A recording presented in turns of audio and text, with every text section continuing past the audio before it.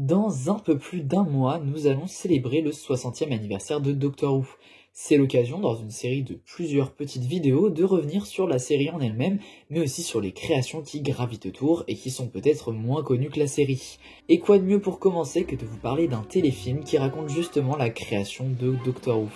Bonjour à tous, et aujourd'hui on parle de An Adventure in Space and Time.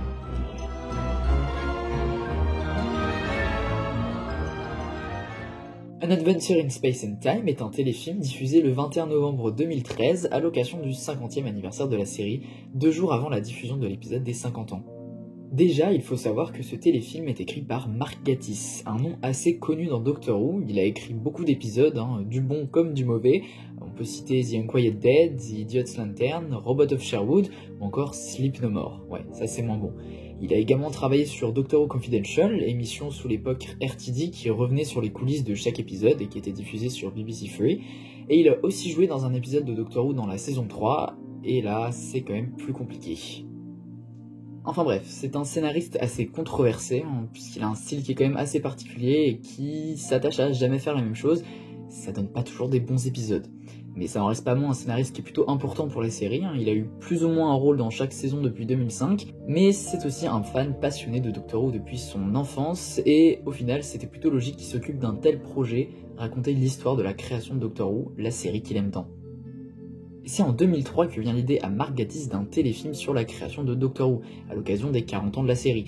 L'idée qui, faute de budget, fut rapidement abandonnée, de plus qu'il n'était pas le premier à avoir cette idée. Déjà 10 ans plus tôt pour les 30 ans de la série, un projet aux ambitions similaires avait pas réussi à voir le jour. Finalement, sûrement grâce à l'âge d'or de la série de 2006 à 2013, le budget fut enfin débloqué et le téléfilm fut produit, faisant partie des nombreux projets lancés en 2013 pour le 50e anniversaire de la série.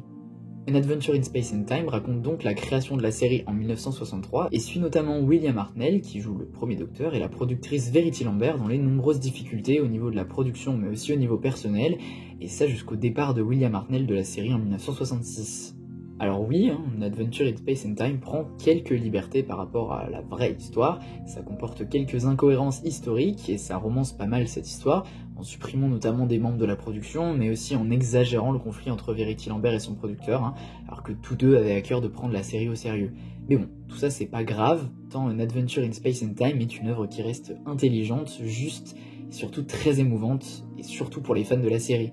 L'accent est mis notamment sur William Hartnell, sa maladie et son combat pour le rôle qu'il aimait tant et dans lequel il s'est investi malgré tout.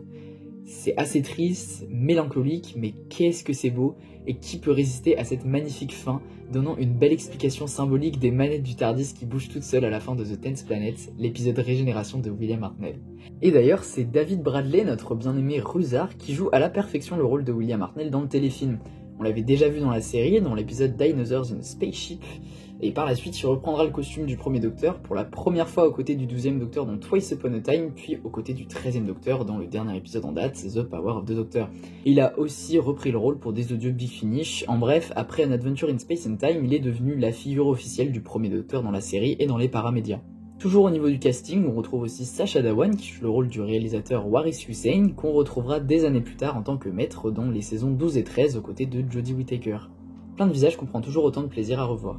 En tout cas, An Adventure in Space and Time est un objet magnifique pour les fans de Doctor Who curieux qui souhaitent en savoir plus sur la création de la série. C'est une vraie pépite qui personnellement brise toujours mon petit cœur de fan, et c'est probablement ce que Mark Gatiss a fait de mieux dans l'univers de Doctor Who.